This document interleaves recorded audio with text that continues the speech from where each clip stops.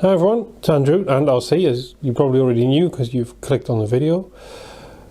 Good news everyone. I have found my lapel mic, so we've now got some proper sound, and I've got some progress to show you on the two shells that I've been messing about with since our last video. Now, let's deal with the first one first. Let's deal with the Range Rover, shall we? So look at this. How lovely is that? So it's all nice and shiny because I've done the gloss lacquer. So it's lovely, hard and shiny. It's now ready to be masked, which is the scary bit for me. That's what ruined it last time. To be masked, ready to do the black floating window and rub strip down the side. I haven't got it as far, I haven't progressed as far with it as I'd hoped to, mainly just because, as you're probably aware, the UK has had some really grim, snowy weather for the last week or so, and that's kind of shot to pieces my thoughts about doing any proper spraying. So that's the range. Now the other thing I've been doing, of course, is the Killerbody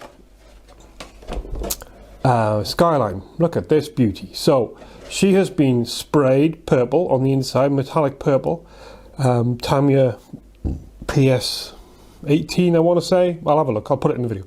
It's still got the carrier film on. You see the sticker on the roof, so you can't see exactly what colour it is, but it is looking pretty spectacular. As usual with these things, I've done a couple of coats of purple, then I've backed it with silver, and which you can maybe just make out under there. You can see the silver underneath, and then I did something fairly well for me, something I've never done before.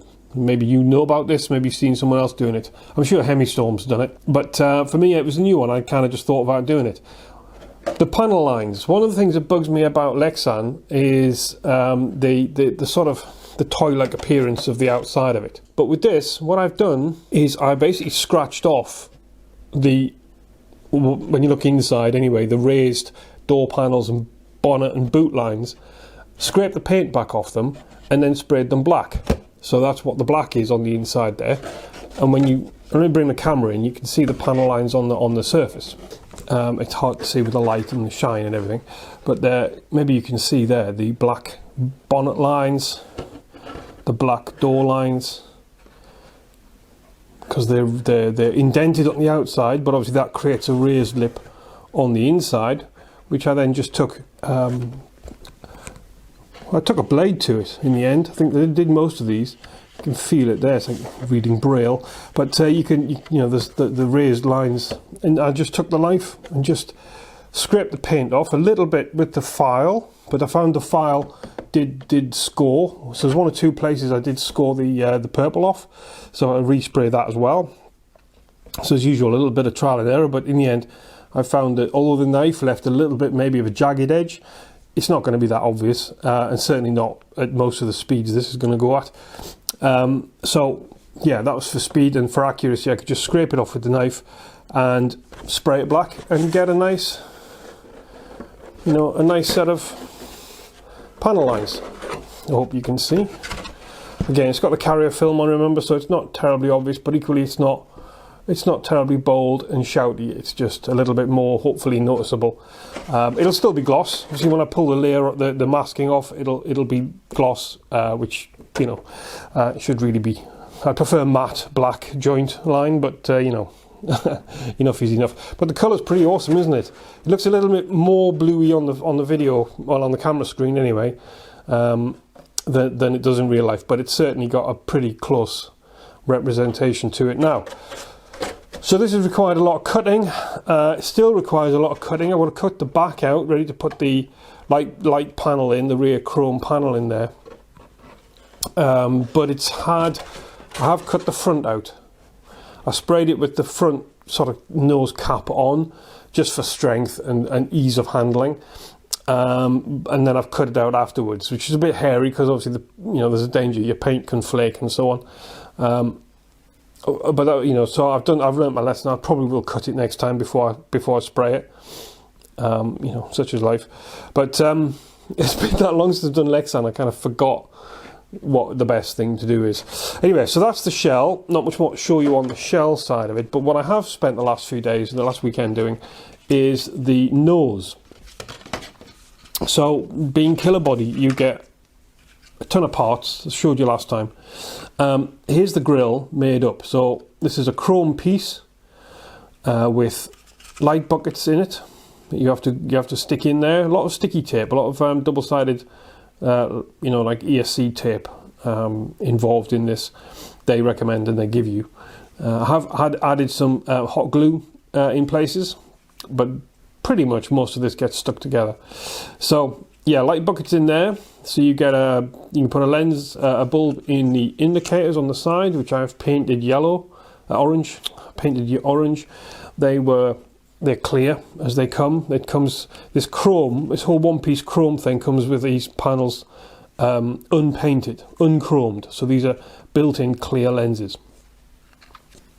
Behind the grill, there's a decal. So you have to put a sticker on the back, and then you put this 3D plastic injection molded radiator on, and you put a little sticker on for the emblem. The lenses have, I've spent quite a long time with these. They are a decal over the top of the clear, which has got the black frame, and you can maybe make out the light, the sort of lens marks, the kind of beam diffractor marks that you get on these things. And from there, and they wrap around to this indicator part. Now, they went on and then they stopped sticking. So I've had all sorts of issues with them kind of lifting up here. On close inspection, they're a bit raggedy and a bit rough, and I'm not sure whether the camera will focus that close, but they're not great, but they'll do. I think from a decent distance, they look perfectly acceptable. Now it sits in the shell, and this is another, you're supposed to tape this. You put tape along the outside edges of I can't really see what I'm doing here, folks. You have to forgive me, but it's supposed to sit a bit like that. Yeah, and you tape it into the underside of the bonnet. Now my worry is this chrome is meant to be visible. There's a little bit of a ledge on here onto which the top of the bonnet is supposed to sit. I'm not sure that there's enough room for tape and for that ledge it's pretty flush there, but when you put some of this sort of foam tape on, I think I'm going to find I'm going to have a sort of a decent lip where it's going to like the bonnet's open, which is not. So I'm going to play about with that. I think the worst case scenario is I cut this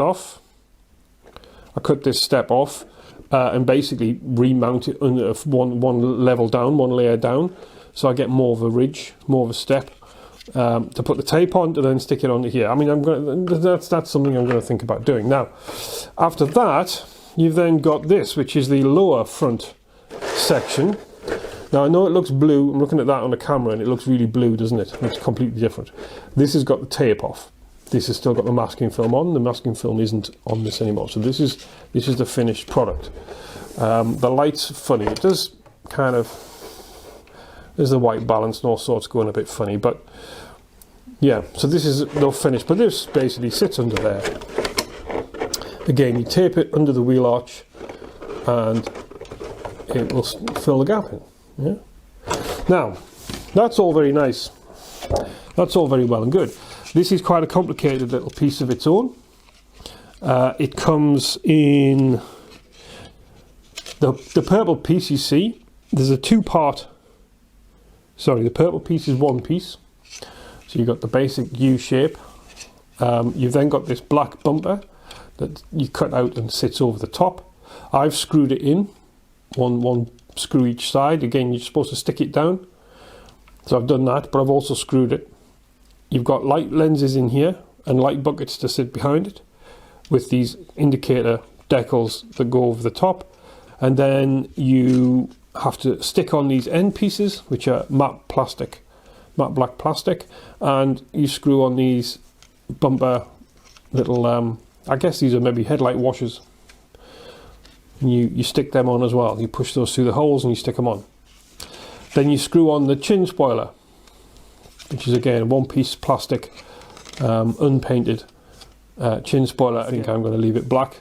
I don't want it chipping, looking nasty. So black it'll be, matches in with the bumper, and the other black highlights is going to be. So this in itself took a little while to do. It's mostly lexan. You've got to try and match stuff up and make sure it's square, or try and make it square and try and make it level, and it's a bit of a job. Not really sure how all this assembles. Obviously that's going to sit on the top there in some fashion like that. Yeah, but it's mounted separately into the car, and then hopefully there's not like a not a gap down there you can hear the wind through. So we'll see how that goes. I haven't got enough hands to put the whole thing on the car yet and show you how it looks. So yeah, hopefully next time you get to see this, I'll be doing the back section. I've also got the wheel arches to cut out and stick on the inside, so there's black wheel sort of bulges, and I'm hoping that next time you see this video, next time we get this video done, there will be the extra parts for it that I've ordered, the rims and the body magnets and so on like that. I'm also trying to resist the urge to do a Hemi-Storm and cut the film out and spray the window seals. They've given you stickers which are kind of silver and black and glossy, and they'll be the same ones on the Alpha, and they're the one thing I hate about the Alpha shell.